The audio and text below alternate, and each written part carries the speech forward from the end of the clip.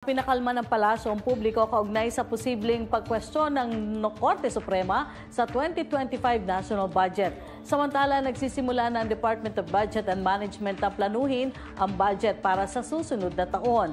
Ang buong detalye kukwento sa atin ni Aileen Taliping.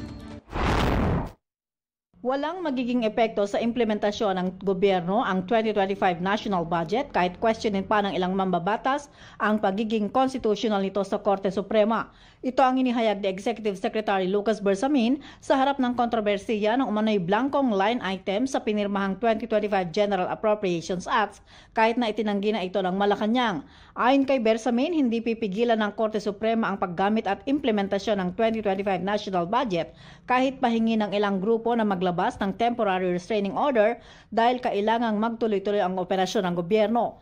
Binigyang diin ng kalihim na kailangang magpatuloy ang takbo ng pamahalaan dahil mayroong inaprobahang budget sa kabila ng mga na-veto na line items at mga realignment sa pondo. Sa kabila naman ng mga issue ng budget, naghahanda na ang ehekutibo para sa 2026 national budget.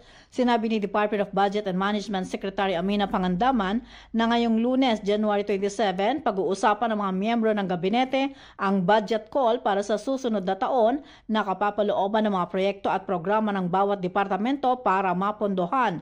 Layo nitong palakasin ang representation para sa kanilang budget upang maiwasan ang mga pagtapya sa mga pondo na kailangan sa mga proyekto at mga programa. Ito si Aileen Taliping para sa Kwentong Politika.